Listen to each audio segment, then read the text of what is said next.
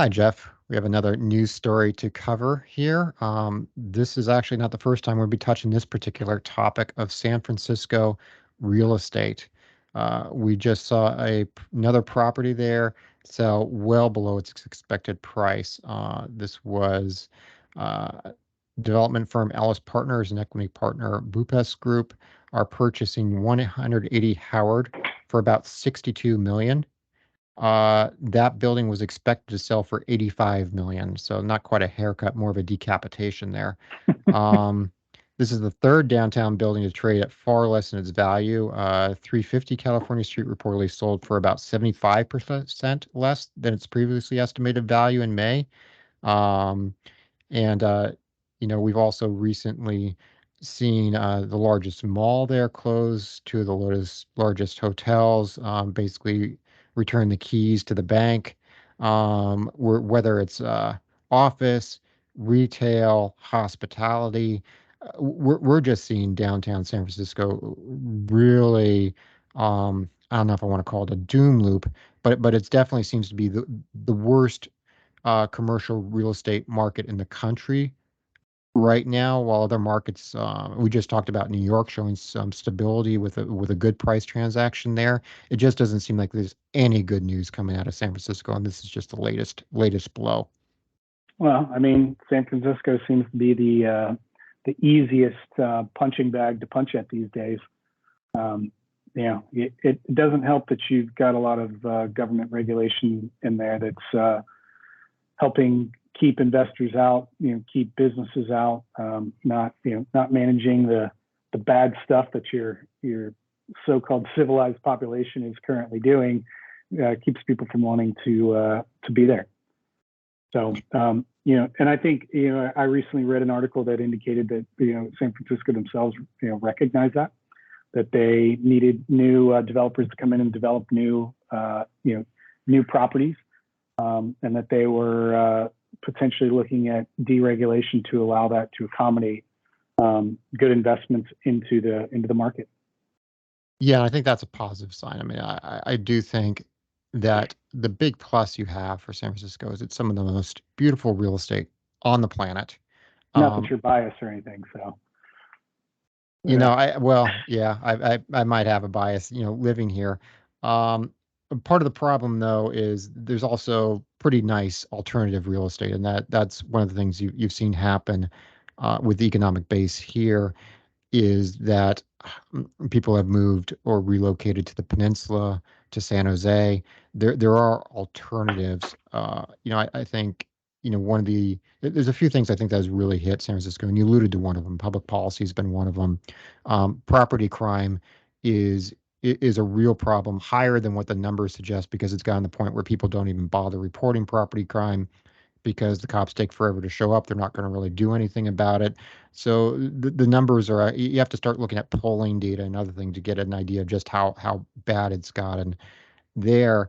And it's not as bad in the rest of the area. They also, San Francisco had a lot of exposure to tech. It also had a lot of exposure to startups with venture funding. And as we've seen financing and capital get more constrained, the startups have been impacted. Not just that, but a lot of those startups, maybe their VC backer decides you don't need downtown San Francisco offices. You can go somewhere else.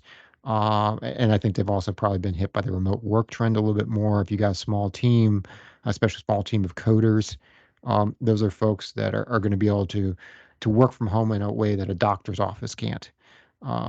So I think my personal opinion is a good chunk of this is self-made damage in terms of public policy in the area, but it's also been a perfect storm of the remote trend, the COVID lockdowns, the exposure to tech, and particularly to startup companies. It's all kind of rolled together in this perfect storm where San Francisco just does seem to be, uniquely doing about the worst of any metro area. I think you hit something, and I hate to say maybe, but it really is kind of a maybe.